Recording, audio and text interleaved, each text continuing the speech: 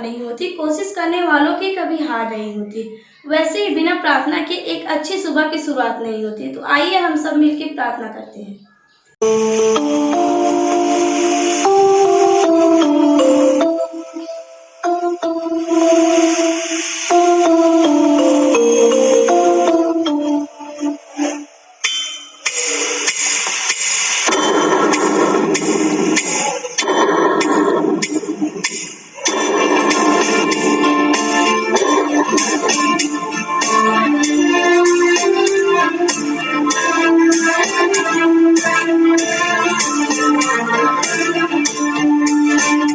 हर तरफ हर जगह हर कहीं पे है हाँ उसी का नूर। हर तरफ हर जगह हर कहीं पे है हाँ उसी का नूर। हर तरफ हर जगह हर कहीं पे है हाँ उसी का नूर। हाँ उसी का नूर। रोशनी का कोई दरिया तो है हाँ कहीं पे जरूर।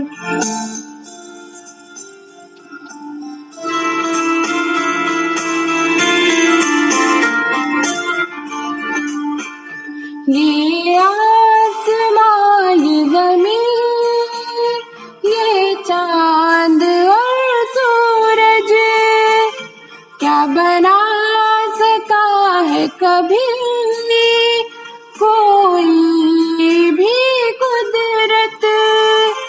क्या बना सका है कभी कोई भी कुदरत।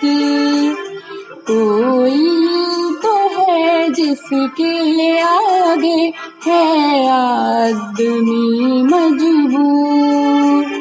हर तरफ हर जगह हर कहीं पे है हाँ उसी का नूर।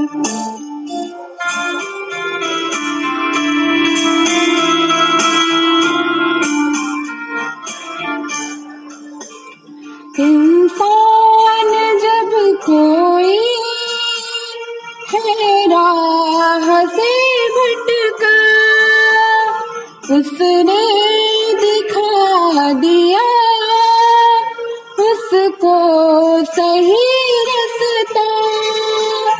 किसने दिखा दिया उसको सही रास्ता।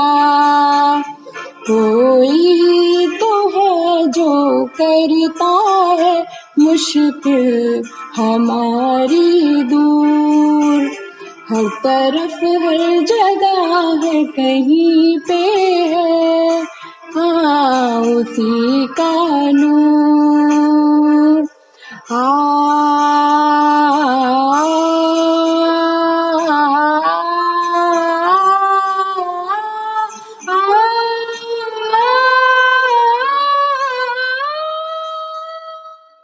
शपथ के लिए तैयार हूँ।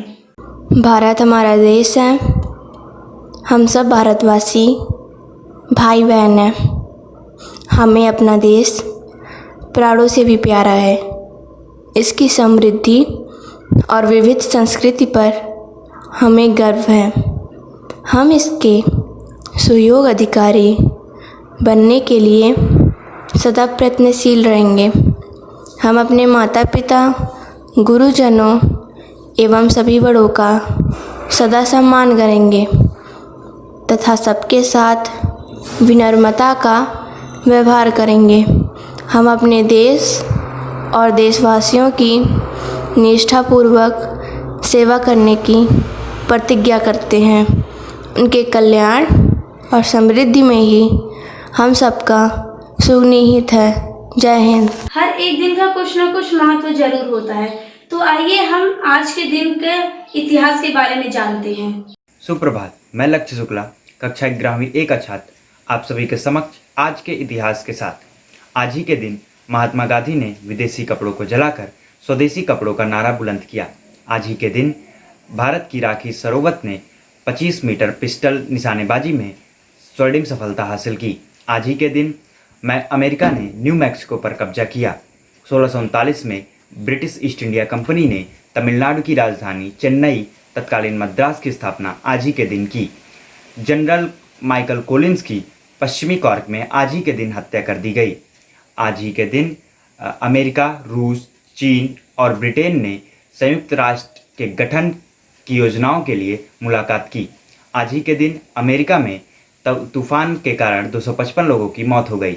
धन्यवाद। आपका दिन मंगलमय। आज के समय में हर जगह कोई ना कोई घटना घटित होती रहती है, तो आइए हमारे रेडियंट के संवाददाताओं के साथ आज की ताजा खबरें सुनते हैं। प्रभात, मैं हिमांशु त्रिपाठी रमन हाउस की तरफ से आज कुछ ताजा समाचारों के साथ। भारत में कुल कोरोना के 2.77 मिलियन से ज्यादा हो चुके हैं मामले। कानपुर में 2 और स्टोर पर अंडरग्राउंड दौड़ेगी मेट्रो ट्रेन। ब्रिटेन में पढ़ने वाले भारतीय छात्र आर्थिक तंगी के शिकार, रहने खाने में हो रही है दिक्कत। गुड़गांव में गोल्ड फोर्स रोड पर अंडरग्राउंड में 20 फुट तक भर गया बारिश का पानी। रेलवे के 13 लाख कर्मचारी को मिल सकता वस्तु बीमा का फायदा। पूर्व क्रिकेटर गोपाल स्वामी कस्तूरी रंगन का निधन। जम्मू कश्मीर पर केंद्र सरकार का बड़ा फैसला। अर्धसैनिक बलों की 100 कंपनियां बुलाई जाएंगी वापस। शुभ प्रभात, मैं तान्या दुबे आप सभी के समक्ष प्रस्तुत हूं आज की प्रार्थना सभा में खेल समाचार के साथ। आईसीसी ने अगस्त में होने वाले T20 वर्ल्ड कप को टाला। बीसीसीआई ने दिया संकेत, इस बार का आईपीएल हो सकता है यूएई में। पूर्व भारतीय कप्तान भूचन भाटिया ने कहा, कोरोना के दौरान किसी तरह के खेलों को इजाजत नहीं मिलनी चाहिए, स्वास्थ्य ही प्राथमिकता होनी चाहिए। पूर्व कप्तान महेंद्र सिंह धोनी ने कहा, उनको एक अच्छे क्रिकेटर के बजाय एक अच्छे इंसान के रूप में याद किया जाए। धन्यवाद। आपका दिन मंगलमय हो। कहानियाँ सुनना हम सबको कितना अच्छा लगता है, तो आइए हम इस कहानी को सुनते हैं और आप हमें बताएं कि आपको इस कहानी से क्या शिक्षा मिली। सुप्रभात, मैं सना नसीम आप सबके समक्ष प्रस्तुत हूँ एक कहानी के साथ। एक गांव था। उस गांव के लोग एक दूसरे से बहुत एकता में रहते थे, हमेशा एक दूसरे से प्रेम बांटते थे। उस गांव में एक रामू नाम का लड़का था। रामू के पास बहुत ढेर सारी बकरियां थी। वह रोज़ शाम को अपनी बकरियों को चराने जाता था। एक दिन उसने सोचा, क्यों ना इन गांव वालों के साथ एक मजाक किया जाए। उसने ज़ोर ज़ोर से चिल्लाने लगा, देखो देखो भेड़िया आया, वो मेरी बकरियों को खा रहा है। भेड़िए की आवाज़ सुन के गाँव वाले जल्दी जल्दी रामू के पास आ गए। जब वह गाँव वाले रामू के पास पहुँचे तो देखा कि यहाँ पे तो कोई भेड़िया नहीं है। तो उन्होंने रामू को बहुत सी बातें सुनाकर वहाँ से चले गए। फिर दूसरे दिन रामू ने फिर वही किया, चिल्लाया, कहा भेड़िया आया मेरी बकरियों को खा रहा है। गांव वाले फिर गए, फिर उन लोगों को बहुत दुख हुआ। फिर तीसरी बार जब रामू ने ये नाटक किया तो गांव वाले समझ गए कि रामू झूठ बोल रहा है, मगर उस बार सच में वहाँ पे भेड़िया आया था और वो भेड़िया उन रामू की सारी बकरियों को खा गया।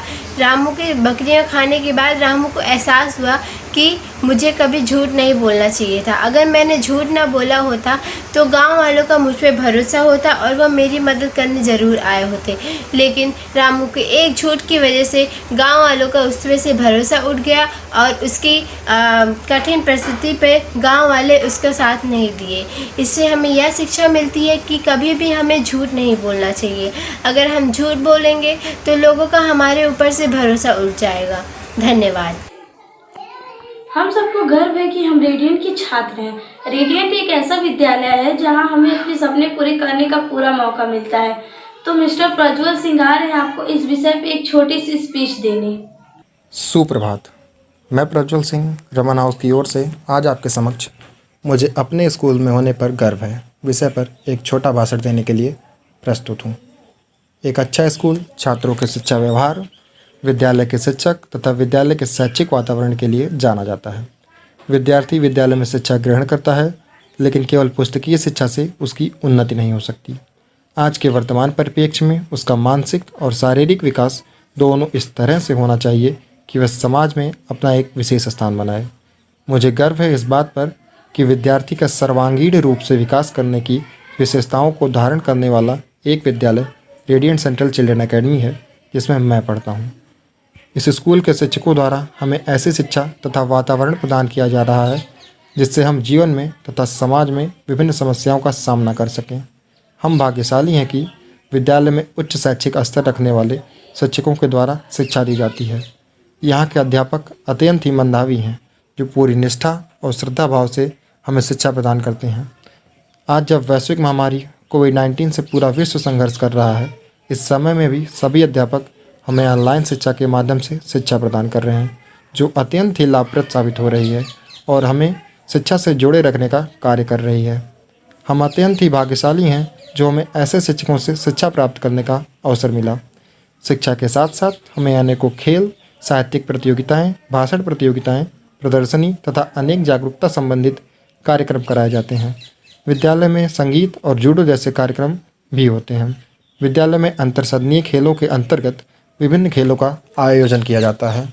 स्कूल का परिसर अनेक भागों में विभाजित है, लेकिन सभी परिसर हरे भरे हैं, जो हमें सीख देते हैं कि अनुशासन रखना और पर्यावरण की सुरक्षा करनी चाहिए।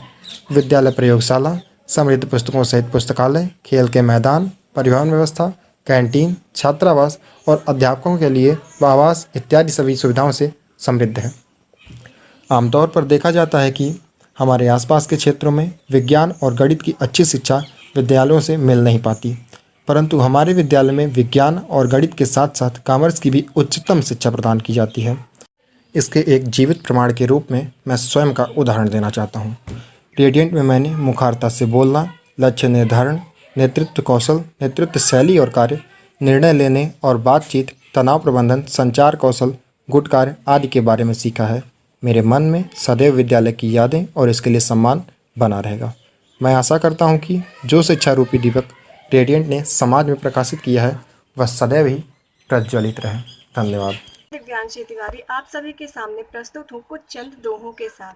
गुरु गोविंद दो खड़े काके लागू पाँव, बलिहारी गुरु आपने गोविंद दियो मिलाए कबीरा, गोविंद दियो मिलाए। यह तन विष की बेलरी, गुरु अमृत की खान। शीस दियो जो गुरु मिले, तो भी सस्ता जान कबीरा, तो भी सस्ता जान। बुरा जो देखन मैं चला, बुरा न मिलया कोई। बुरा जो देखन मैं चला, बुरा न मिलया कोई। जो मन देखा अपना, मुझसे बुरा न कोई कबीरा, मुझसे बुरा न कोई। बड़ा हुआ तो क्या हुआ, जैसे पेड़ खजूर। बड़ा हुआ तो क्या हुआ, जैसे पेड़ खजूर। पंथी को छाया नहीं, फल लागे अति दूर कबीरा, फल लागे अति दूर। आज के समय में अपनी सेहत पे ज़्यादा ध्यान नहीं दे पा रहे हैं, तो आइए अपने रेडियंट के सहपाठियों के साथ एक्सरसाइज करते हैं, जिससे हमारी सेहत अच्छी रहेगी।